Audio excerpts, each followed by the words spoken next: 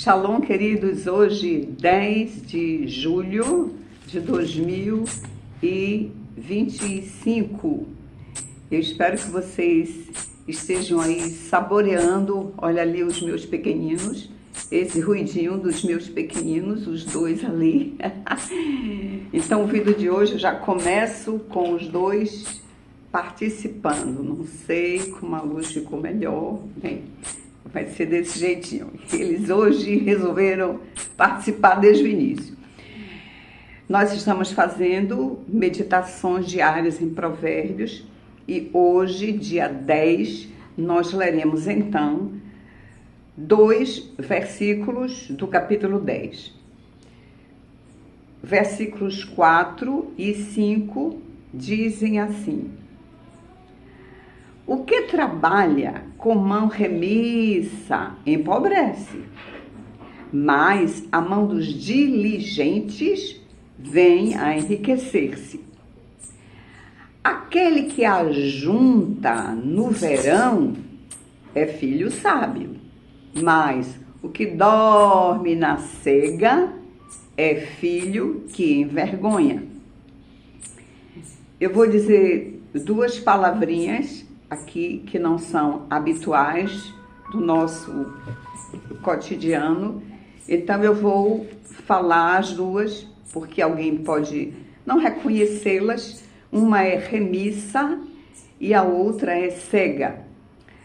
O que trabalha como remissa? Remissa, você pode imaginar alguém com lentidão, com um pouquinho de preguiça, com postergação, com deixar para depois. Isso é a mão remissa, que é oposto à mão diligente, daquele que trabalha com vigor, com força, com gosto. E aí diz: o que ajunta no verão é filho sábio, mas o que dorme na cega. Cega é a estação em que nós vamos fazer. Então, a estação SEGA é a estação da colheita dos frutos. Então, o Senhor está dizendo: quem ajunta no verão onde você tem mais elementos, mais possibilidades, então aí seria a hora de ajuntar, ao invés de dormir. Vou ler novamente, que houve uma interrupção, eu fiz uma interrupção. A pessoa que trabalha com a mão remissa, vagarosa, meio preguiçosa, ela empobrece. Mas a mão da pessoa diligente vem enriquecer. A pessoa que ajunta no verão é filho sábio. Mas a pessoa que dorme na estação da colheita, na cega, é um filho que envergonha. E aí, eu fiz um monte de pesca aqui, porque para este assunto eu lembrei, né, o Espírito Santo me lembrou muitos outros versículos de Provérbios para ir encaixando neste assunto, a fim de que nós tenhamos uma ideia geral do que Deus nos ensina acerca de trabalho, diligência, enriquecimento, empobrecimento, preguiça. E neste assunto eu tenho que dar para vocês um testemunho negativo da minha vida. E testemunho negativo, eu me lembrei de quando Jesus diz: lembrai-vos da mulher de Ló. A mulher de Ló fez aquela coisa boba com a vida dela mesmo, que o Senhor tinha dito: quando você sair de Sodoma, ninguém olha para trás. Sim, não fica com saudade dos pecados de Sodoma. Você está saindo, você está recebendo um livramento e vai embora. Só que a mulher de Ló olhou para trás, no sentido de que ela sentiu saudades daquilo, e a Bíblia diz que ela se transformou numa estátua de sal. E aí Jesus Cristo, no momento X, ele diz: lembrai-vos da mulher de Ló. Obviamente, lembrar-se dela para não fazer o mesmo que ela fez. E eu estou nessa posição da mulher de Ló. Eu serei um exemplo para vocês a não ser seguido. Então hoje vai ser: lembrai-vos de Ivone nesta área financeira para que você não siga. E aqui estão as minhas pesquinhas, estarei olhando, ficarei entre elas e a Bíblia, porque eu tenho que ler alguns outros versículos de Provérbios. Então veja, segundo o que a Bíblia diz, a mão dos diligentes vem enriquecer-se. Então Deus está garantindo que o trabalhador diligente, ele tem como consequência o enriquecimento, que é o enriquecimento que nós chamamos legítimo, né? Fruto do seu trabalho. E isso então é o esperado. Se eu trabalho com diligência, eu tenho que esperar a riqueza, o enriquecimento. Só que no versículo 5, logo o seguinte, nós já vimos o contraponto, que é: se a pessoa então não é diligente, ela não deve esperar a riqueza. Aí agora eu estou falando do meu histórico psíquico, meu histórico familiar em relação ao uso do dinheiro. Eu vou agora para Provérbios, capítulo 6, versículo 6, e enquanto eu estou caminhando para lá, cujo ministério é de ensino da palavra, estou lhe mostrando então como é que nós podemos nos aprofundar em ensinos bíblicos. A Bíblia é uma carta de Gênesis a Apocalipse. Se eu pego um trechinho dela e faço dali um ensino e faço dali uma doutrina, obviamente eu faço doutrinas espúrias, e é por isso que nós temos muitas religiões baseadas numa Bíblia só, porque nós, às vezes, não estudamos profundamente o assunto, pegando ele na sua totalidade, porque a Bíblia é um livro que pulveriza informações. E isso é algo, primeiro, que exige que eu goste de estudar. Segundo, que eu busque, né, o Espírito Santo, gaste tempo com a meditação. Eu vou ler o 6,6. Lembrando que nós estamos falando de o trabalhador diligente, ele vem a enriquecer, e o preguiçoso não vai enriquecer. Aí a Bíblia diz em Provérbios 6, a partir do 6, diz assim: vai ter com a formiga, ó preguiçoso. Percebam que eu falei a palavra preguiçoso, chamando a atenção, porque eu quero me referir a ela já já. Vai ter com a formiga, ó preguiçoso. Considera os seus caminhos e sê sábio. Não tendo ela chefe, nem oficial, nem comandante, no estio prepara o seu pão. E na cega, olha a mesma palavrinha de lá, ela ajunta o seu mantimento. Ó preguiçoso, até quando ficarás deitado? Quando te levantarás do teu sono? Um pouco para dormir, um pouco para tosquenejar, um pouco para encruzar os braços em repouso. Assim virá a tua pobreza como um ladrão e a tua necessidade como um homem armado.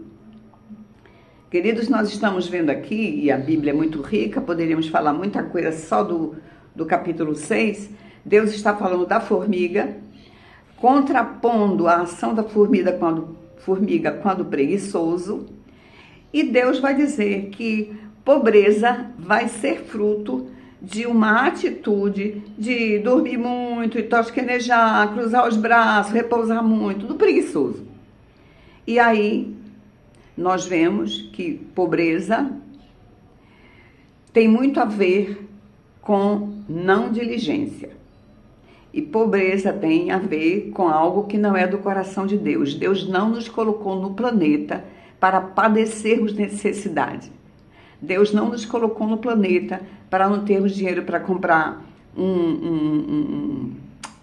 a coisa mais fundamental que eu penso, num remédio. É terrível não ter dinheiro para comprar um remédio.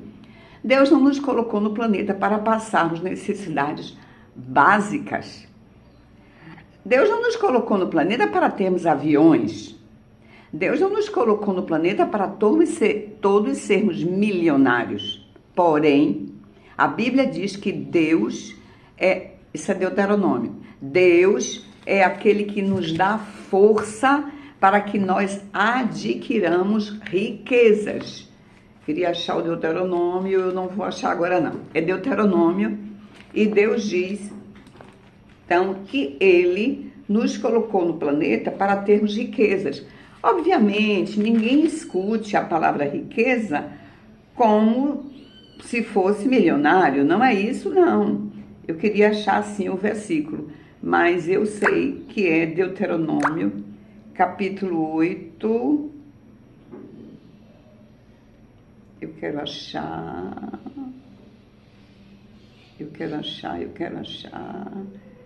não diga, pronto, achei, Deuteronômio, capítulo 8, versículo 18, quando Deus vai dizendo que Ele tirou o povo do Egito e Ele foi conduzindo o povo do Egito, humilhou o povo no sentido de provar o que estava no coração.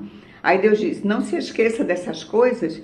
17, não digas, pois, no teu coração, a minha força e o poder do meu braço me adquiriram estas riquezas, os que vocês conseguiram. Antes, te lembrarás do Senhor teu Deus, porque é Ele o que te dá força para adquirires riquezas. Ou seja, Deus quer que sejamos ricos e não se leia milionários.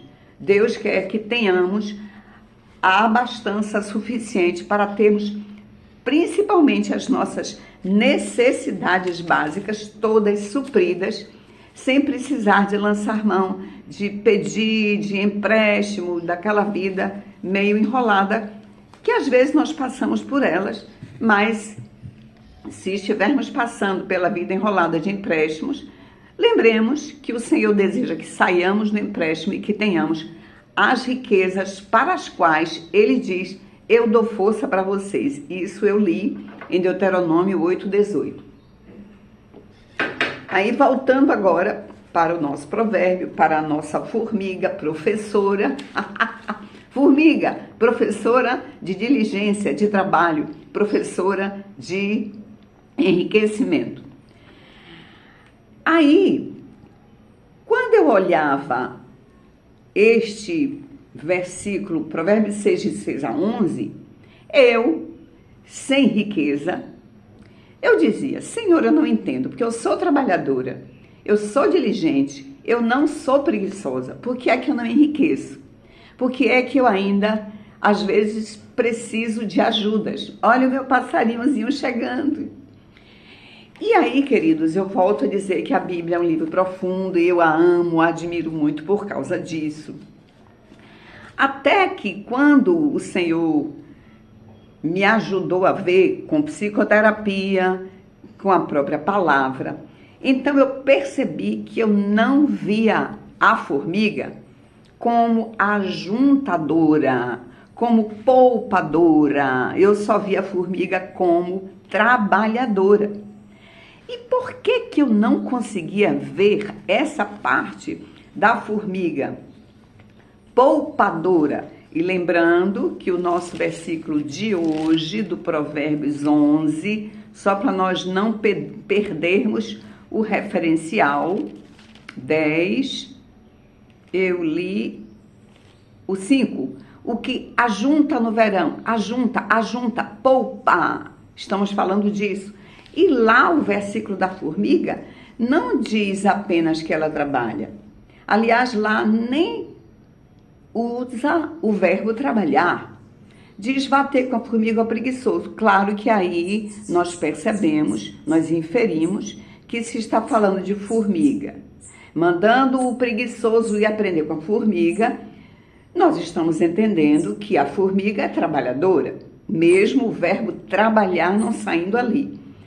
Porém, eu não conseguia ver o verbo no estio, ela prepara o seu pão, na cega, ajunta, o mesmo verbo do capítulo 10 que nós estamos lendo. O que ajunta no verão é filho sábio. A formiga junta o seu mantimento na cega. É a mesma coisa. A formiga ajunta na cega E Deus está dizendo que a pessoa sábia ajunta na cega. E eu não via esta função da formiga. Eu só via a formiga como trabalhadora. Eu não conseguia ver a formiga como minha professora de poupança. Por que eu não via? Porque essa é uma deficiência na minha família. Na minha casa, tudo que nós ganhávamos, logo nós gastávamos. E tem uma coisa do nosso cotidiano, uma coisa simplória, mas que quando nós nos reunimos, eu e uma irmã, que falamos muito de que nós não aprendemos a poupar e por isso hoje nós não estamos ricos como deveríamos ser, haja vista a qualidade de trabalho que todos nós temos. Aprendemos com a nossa mãe a trabalhar. Nossa mãe é muito trabalhadora, nosso pai é trabalhador. E nossa mãe, que é a que fica mais próxima, né, do filho o dia inteiro, nós vimos a nossa mãe. Ela trabalhava muito, ela cozinhava rápido e cedinho a comida estava pronta. Minha mãe lavava roupa, minha mãe arrumava a casa e levava a gente também a fazer isso, né? Mas a nossa mãe, se ela ganhasse, e aí o exemplo que nós usamos, eu e minha irmã, se chegasse, digamos, R$2, naquela época não era real, né? Mas eu não me lembro, não sei se era tostão, mas eu vou usar a linguagem de hoje, né? A nossa moeda hoje real. Então, se chegasse R$5, nossa mãe diria assim, ou dizia, ou disse muitas vezes, R$5, vá ali na casa de Dona Popó comprar amendoim, e que a gente não brinca, amendoins, porque alguns meninos vendedores de amendoim em Salvador diziam amendoins, amendoim. Então nós gastávamos aqueles R$5 sempre. Chegava o dinheiro, nós sempre gastaríamos logo. Sempre a nossa mãe direcionava algo para o gasto. E a nossa mãe, coitada, não aprendeu que era, digamos, para ela nos ensinar assim. Chegaram R$5, nós vamos gastar 4 e guardar 1, ainda que fosse só 1. Mesmo que fosse guardar só 50 centavos, haveria o ensinamento da formiga, eu ia dizer formigático. Haveria o ensino de guardar. Então, na nossa casa, chegaram R$5, gastava-se R$5 imediatamente. Então, qual foi o ensino psicológico que adentrou a minha cabeça e da minha família? Tudo que se ganha, se gasta. Tudo que se ganha, se gasta. Ora, onde que com este formato de se lidar com o dinheiro vai se ficar rico? Aí, agora que eu ensino a palavra, eu tenho que lembrar que a Bíblia não pode ser lida os pedacinhos só. Não deve, não deve e não deve. Porque a Bíblia diz, o que trabalha com mão remissa empobrece, mas a mão dos diligentes vem enriquecer-se. E eu, como é então que eu peguei esse versículo para eu estar questionando Deus? A mão dos diligentes vem enriquecer-se. Pai, eu sou diligente, eu sou trabalhadora. Por que é que eu não me enriqueço? Senhor, eu sou diligente, eu sou trabalhadora. Por que eu não enriqueço? E aquela parte que é um trauma. Trauma não é só aquilo que nós sentimos como dor. O trauma é algo que entrou em mim e vai me fazer, por exemplo, ter prejuízos. De alguma forma é um sofrimento, ainda que não perceptível à minha consciência, como Ivone estava. Eu lia, a mão dos diligentes como eu vem enriquecer-se, mas eu não lia que o que ajunta no verão, essa parte eu não via.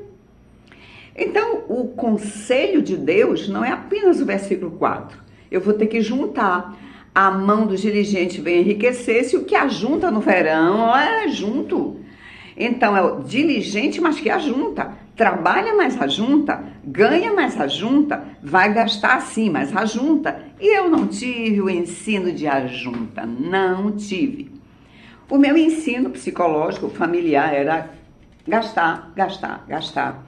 Ainda, queridos, ainda que, vem minhas pescas, o gastar não fosse só compras. O nosso gastar também era doações, doações impróprias, que nós vamos estudar aqui já já, porque Provérbios também nos ensina sobre o gastar impróprio. A minha mãe, coitada, gastava tanto e aprendeu tanto a gastar, que muitas vezes no Natal, a minha mãe comprava muitos brinquedos, ia para a rodoviária de Salvador, perceber, não sei se era de Salvador, de Aracaju, porque ela fazia muito esse trânsito, porque minhas irmãs moraram 20 anos em Aracaju, então ela transitava demais em Aracaju, Salvador.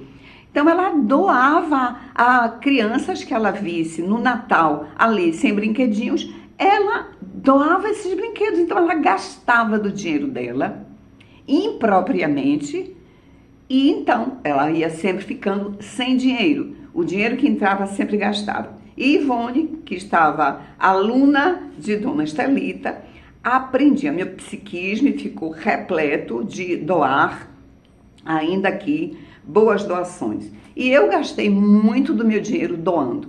Eu doei muito, doei a pessoas da minha família que eram preguiçosas, pessoas da minha família que sempre chegavam pedindo, com aquela carinha de necessitado, e eu, com aquela bondade esquisita aprendida com a minha mãe, então só via que a pessoa precisava e eu não analisava. Ela está precisando porque ela não é diligente, ela está precisando porque ela não trabalha direito. Gastei muito dinheiro assim, doei em demasia a familiares. Eu tenho um familiar, inclusive, que eu investi nesta pessoa 2 faculdades e ele resolveu não se formar em nenhuma.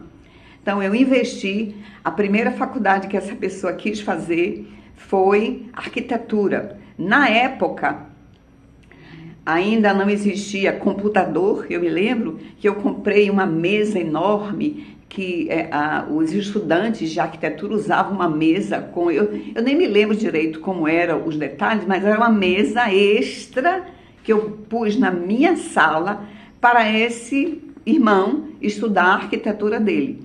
Eu me lembro que eu viajava, eu ministrei muitas vezes em Manaus, e na Zona Franca de Manaus eu trouxe várias vezes lápis. O estudante de arquitetura, ele precisa de lápis 1, lápis 2, lápis 3, numeração, cores diferentes. Então, a quantidade de instrumentos que o estudante de arquitetura precisa é enorme. E papéis diferenciados também, investi bastante. E não sei em que semestre essa pessoa desistiu de arquitetura. E essa pessoa, meu irmão, tem um nível de inteligência muito amplo, verbal, numérica e outras tantas. Então ele resolveu, que estava insatisfeito com o curso, que ele agora queria fazer direito. E eu, psicóloga, achando que deveria entender o meu irmão, não só psicóloga, crente, achando que deveria ser boazinha, tá, vou dar ajuda para direito. Isso sem falar que eu tinha bancado o 2º grau dele no colégio 2 de julho, que era caro para mim. Mas eu fazia o sacrifício, porque era pelo meu irmão, que tinha um QI elevadíssimo, eu queria aproveitar o QI dele.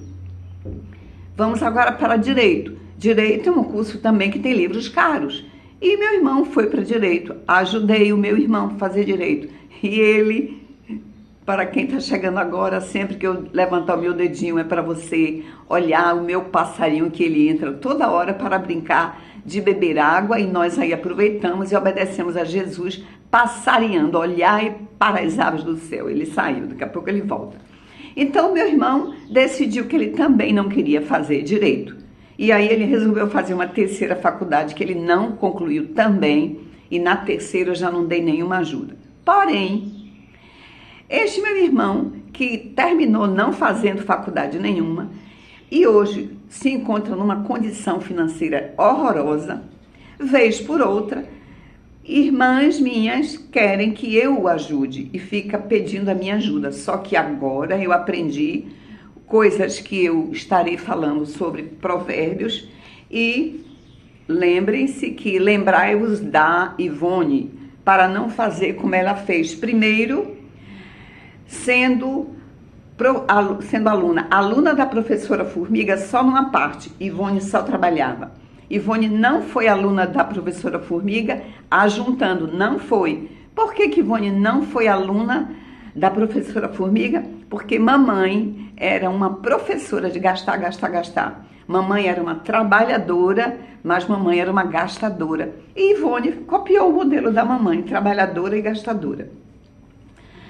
A Bíblia, como eu gosto de dizer, ela é um livro difícil, porque este assunto que nós vamos falar agora, por exemplo, vem de Provérbios. Aliás, nós já lemos lá atrás de Deuteronômio. O Senhor Deus lhe dá força para você adquirir riquezas. Olha, então Deus quer que eu adquira riqueza. Vem falando lá em Deuteronômio, que é o quinto livro da Bíblia, lá atrás, quinto, quarto, Gênesis, Êxodo, Levítico, Número, Deuteronômio. O quinto livro da Bíblia, a Bíblia tem 66 livros. No quinto, ela já começa a dizer que Deus quer me dar força para adquirir riqueza. Quando chega em Provérbios, a Bíblia nos dá uma aula grande de finanças. Mas o último livro que eu vou ler sobre finanças é a segunda carta de Paulo a Timóteo, Novo Testamento, Nova Aliança, quase no final da Bíblia. Ou seja, o assunto dinheiro vem do quinto livro até Timóteo, que eu não lembro para dizer a ordem dele. Não lembro não sei. Poderia olhar aqui, mas não sei. Mas então é um espaço bem longo de informações divinas acerca de eu trabalhar e enriquecer. Deus quer que eu trabalhe e enriqueça. Porém, tem as condicionais e eu seguia uma condição, que era trabalhar, mas não seguia a outra. 27 minutos, mas não era tempo. Então, eu vou ler agora uma parte da Bíblia que eu adulterava. Como é que se adultera a Bíblia? Com estes pressupostos psíquicos errados, equivocados, neuróticos. E eu tinha, e hoje, queridos, esse meu prejuízo financeiro que eu tive, hoje eu uso, e aí eu me sinto agora importante, uso para alertar outros para não seguir. Lembrai-vos de Ivone para não seguir Ivone. Então, de alguma forma, isso está me servindo para ajudar outras pessoas. Eu vou ler primeira carta do apóstolo Paulo a Timóteo, no capítulo 5, a partir do versículo 3, ele vai falar de viúvas. As nossas viúvas atualmente não dá para nós compararmos com aquelas dessa época, porque lá atrás as mulheres não trabalhavam fora, elas dependiam exclusivamente dos homens. Então, quando uma mulher ficava viúva, ela ficava numa situação de muita carência, de muita pobreza, e a Bíblia orientava que os crentes, irmãos dessas viúvas, deveriam ajudarem essas mulheres. Aí diz assim: honra as viúvas verdadeiramente viúvas. Aí meu mestre Subirá diz: ué, então tem mulher que não é verdadeiramente viúva, é porque o marido não morreu direito? Na brincadeira dele.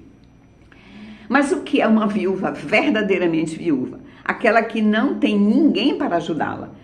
Então o versículo 4 diz: se alguma viúva tem filhos ou netos, ou seja, ela não é verdadeiramente viúva no sentido de não ter recursos para a sobrevivência. Se alguma viúva tem filhos ou netos, que estes aprendam primeiro a exercer piedade para com a própria casa e a recompensar seus progenitores, pois isso é aceitável diante de Deus. Aquela, porém, que é verdadeiramente viúva e não tem amparo, quer dizer, não tem filho, não tem um parente que possa ajudá-la, a Bíblia considera ela verdadeiramente viúva, no sentido de verdadeiramente carente, no sentido de verdadeiramente passível de precisar de ajuda. Vou ler de novo 5. Aquela, porém, que é verdadeiramente viúva e não tem amparo, espera em Deus e persevera em súplicas e orações noite e dia, pedindo: Senhor, me mande o suprimento, levante alguém para me ajudar. 6. Entretanto, Aquela que se entrega aos prazeres, mesmo viva, está morta. Aí prescreve, pois, estas coisas para que sejam irrepreensíveis. É o versículo 8, que é onde eu adulterava. Ora, se alguém não tem cuidado dos seus, e especialmente dos da própria casa, tem negado a fé e é pior do que o descrente. Ora, então eu dizia, se alguém chega dizendo, isso era uma pessoa da minha família, uma prima, ela até já faleceu. Então, às vezes ela chegava dizendo, eu preciso de um remédio. Aí eu pensava, a Bíblia diz que se eu não penso nos meus, especialmente dos da minha família, eu tenho negado a fé e sou pior de que um incrédulo, sou pior. Então eu ajudava. E eu não conseguia ver que a Bíblia diz, a pessoa precisa ser verdadeiramente viúva, significa verdadeiramente carente, que não tem ninguém para ajudar. E o outro ensino da Bíblia é, o Espírito Santo me lembrou agora, quem não trabalha, não coma. E juntando com Provérbios, se a pessoa não é diligente, ela é um filho que envergonha, porque não trabalha, não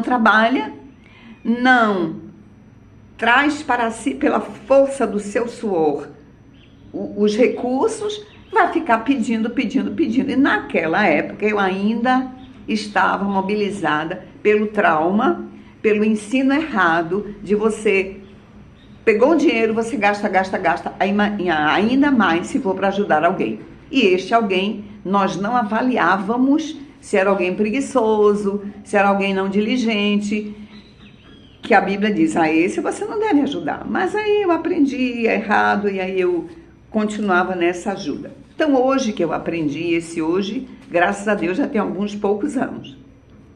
Agora eu vou ler Provérbios 21, voltando para a riqueza, lembre, Provérbios é o livro da sabedoria.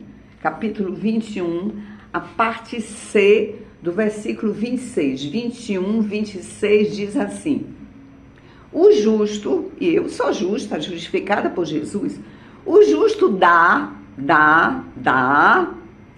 No provérbio de ontem nós lemos que nós devemos dar ensino, conselho. Hoje nós estamos falando de dar recursos materiais. O justo dá, isso é bíblico. A Bíblia diz que é melhor dar do que receber. Isso quem é crente ouve muito sobre o verbo dar. E a gente aprende. E pouco nós aprendemos na igreja que não é para dar tudo, mas a Bíblia ensina. Nós aqui não aprendemos. Eu não tinha aprendido que havia limite para a doação. Eu só via que se eu não desse, eu ia ser considerada pior do que o incrédulo. Eu tinha negado a minha fé.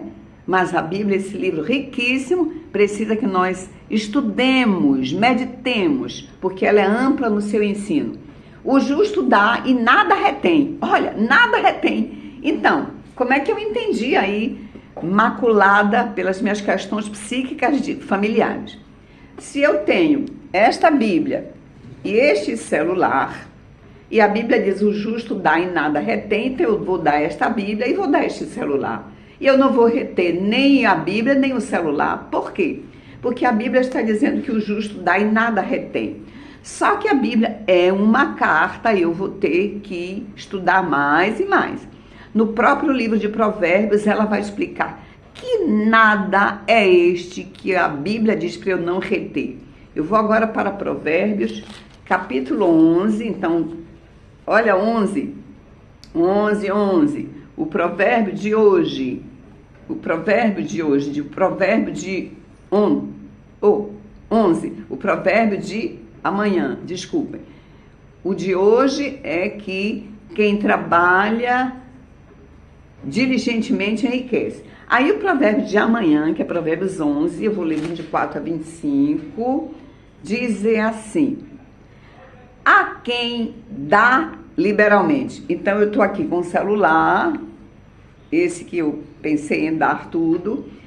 A quem dá liberalmente, ainda se lhe acrescenta mais e mais. E de fato, existe doutrina bíblica de que quando eu dou, eu estou plantando e eu posso colher, certo? Mas nós estamos atrás agora daquela expressão, aquele que dá e nada retém. Então não é para eu ficar com nada? Vamos lá. A quem dá liberalmente, ainda se lhe acrescenta mais e mais. Agora veja, a preciosidade escondidíssima que é, e que eu não via. Ao que retém, em vez de dar, eu retenho. Ao que retém mais do que é justo, ser-lhe-á em pura perda. Então, assim, se Deus está dizendo, dê o celular e eu não dei, a Bíblia está dizendo, vai ser por pura perda. Digamos, vai quebrar, vai ser roubado, você vai perder. Mas vamos mais, ainda não conclui, o Espírito Santo não concluiu o assunto. Ao que retém mais do que é justo, ser-lhe-á em pura perda. A alma generosa é aquela que dá. A alma generosa prosperará. E quem dá a beber será descendentado. Continua no versículo 26. Ao que retém o trigo, retém o celular que era para ser dado, o povo o amaldiçoa. Mas a bênção haverá sobre a cabeça do seu vendedor, quer dizer, daquele que dá, que favorece. Mas o assunto não terminou. A palavra reter aí veio assim, olha queridos, ao que retém, se não dou, era para dar, mas eu não dei, retive. Ao que retém mais do que é justo, ao que retém mais do que é justo, vou repetir, porque é aí que está o cerne da questão. Ao que retém mais do que é justo. Queridos, como foi difícil para mim, com o ensino psíquico familiar de dar, com o ensino bíblico de que melhor coisa é dar do que receber, com a ênfase eclesiástica de que nós devemos dar, como me foi difícil perceber que a Bíblia diz reter mais do que é justo. Então o Espírito Santo está dizendo, há uma medida de que é justo reter. Então, é justo reter algo. Ao que retém mais do que é justo. É justo você reter 3 e você reteve 10. Então Deus disse, retenha só 3 e dê mais, retenha 3 e dê 7. Aí eu retive os 10. Aí a Bíblia está dizendo, ao que retém mais do que é justo, ser-lhe-á por pura perda. Você deve dar, porque é melhor dar do que receber, mas não dê tudo. Isso eu não tinha aprendido nem em casa e nem conseguia ver nas Escrituras. E por que não conseguia ver? Porque a informação psíquica lá de casa era gaste. E aí, queridos, ainda tem mais. A Bíblia é maravilhosa, a Bíblia é linda. A informação de que o Espírito Santo me ensina que há um nível para retenção, eu vou dar, mas ele diz que tem um nível que é para reter, não é para dar, não. Eu não aprendi, queridos.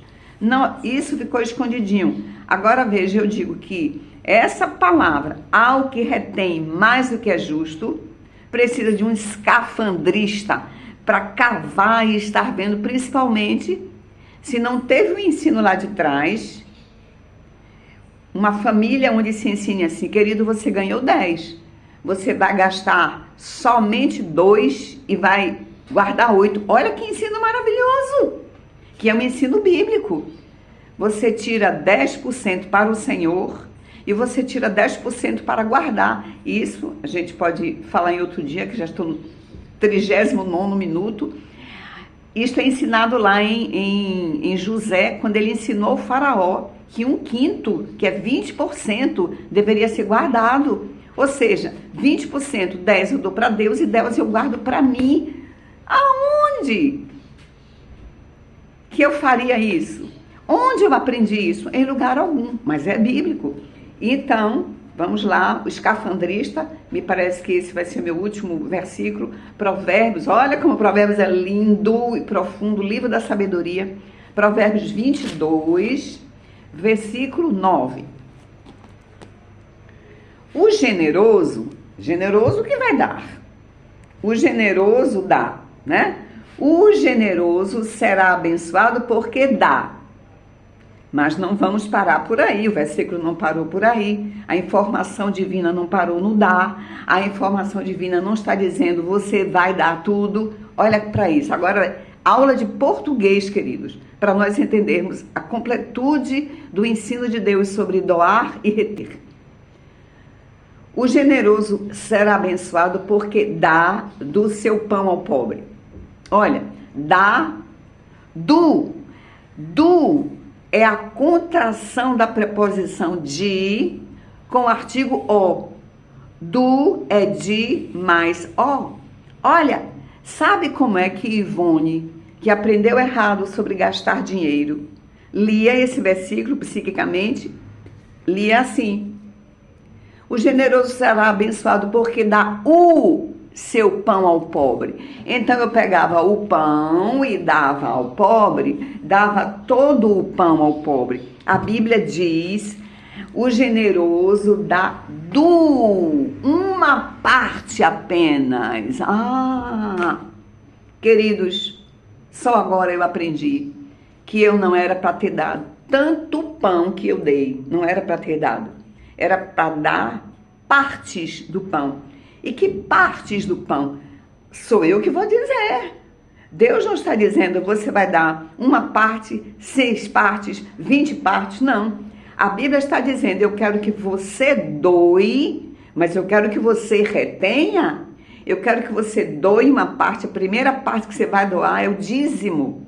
Entregue o seu dízimo ao Senhor, que lhe deu forças para você adquirir riquezas. Doe ofertas, seja generoso para dar para pessoas, ajude pessoas carentes, instituições missionárias, um hospital que você queira ajudar. Ou seja, Deus deseja que eu doe, que eu não retenha, que eu não seja egoísta e tudo que eu ganhe fique só para mim. Não, Ele quer que eu dê. Agora, eu preciso lembrar que eu preciso reter. Agora veja bem, quem é ganancioso, que está me ouvindo, não precisa desse ensino de hoje. Porque o ganancioso, ele retém. O ganancioso, se ele ganhar 5, ele fica com os 5. Ele não dá 50. E há gananciosos que eles nem gastam com eles mesmos. Há gananciosos, creiam, que eles ganham 5, retêm os 5 e vão pedir 50 centavos a alguém para comprar o minduins que ele quer para ele. Então ele retém demais. Este já precisa do ensino que vai estar aí dentro, mas no sentido de você precisa dar, porque Deus considera que dar é melhor do que receber, porque Deus amou o mundo de tal maneira que deu. E aí alguém poderia dizer assim, mas Deus tinha um único filho, que era mesmo. Deus deu o único filho que ele tinha. Então ele não deu tudo? Eu digo, mas você precisa ser mais esperta quando pensar naquele que sabe tudo.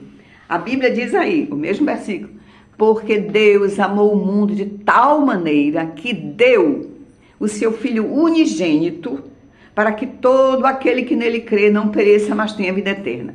Jesus era no passado o filho primogênito, o filho unigênito. Deus só tinha um filho. Aí Deus dá o único filho. Aí quando você vai para a carta aos Hebreus, a Bíblia diz que quando Jesus ressuscitou, a ressurreição dele faz com que quem acreditar no Calvário e na ressurreição recebe o poder de ser feito filho de Deus. O que? Aí a Bíblia diz, quando Jesus ressuscita e salva outros, ele deixa de ser o unigênito para ser o primogênito. Então Deus tem em Jesus o primogênito e tem mais outros bilhões de filhos. Eu digo, o Senhor é muito sabidinho. O Senhor deu um único, porque o Senhor sabe que ia receber bilhões de volta. Esse é o ensino divino. Deus, ao dar o único filho que ele tinha, em verdade o que ele fez? Investiu. Deus botou, eu diria, na caderneta de poupança, mas hoje dizem que a poupança realmente rende tão pouco que não dá mais para nós falarmos de poupança. Eu queria lembrar sobre onde estou aprendendo agora, sabendo que deve investir, investimento, pense aí na melhor empresa, o nome certo nem é empresa, mas ainda sou ruim nessa linguagem de finanças, mas já comecei a pensar no investimento, já invisto um negocinho, mas já invisto. Hoje eu já sei que eu tenho que trabalhar diligentemente, ganhar o meu dinheiro, doar para o meu Deus, doar para algumas pessoas, mas eu devo reter a maior parte para mim, ainda mais que eu estou com 69 anos, com muitas perdas materiais e ainda estou em tempo que na minha velhice eu não darei muitos frutos, inclusive os frutos de adquirir os imóveis que eu não consegui. Graças a Deus eu tenho 2 pequenos imóveis, mas preciso de outras coisas, né? Eu estou dizendo para você, mesmo Deus que entregou tudo dele, que era um único filho, porque Deus amou o mundo de tal maneira que deu seu filho único, quer dizer, deu o seu tudo, ele deu investindo para ganhar de volta o Jesus dele, que ele perdeu por apenas 33 anos, dizem alguns teólogos que foram 36 anos, mas 33 ou 36, Deus perdeu o filho dele só por 33 anos, e agora ele tem bilhões de filhos, está em investimento.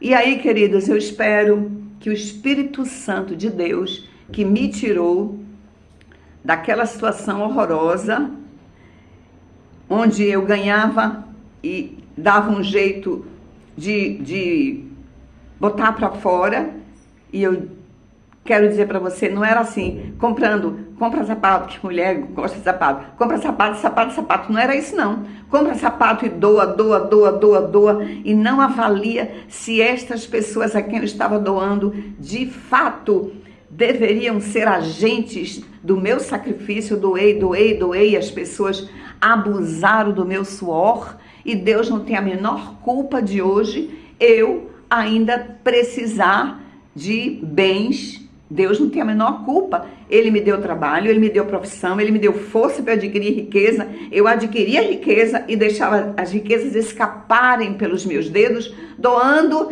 interpretando erroneamente a Bíblia, achando que se eu não doasse para aqueles preguiçosos que me pediam, eu ia ser considerada pior do que o incrédulo. Não avaliava as outras áreas da Bíblia, que a Bíblia dizia, só ajude a viúva que for verdadeiramente viúva.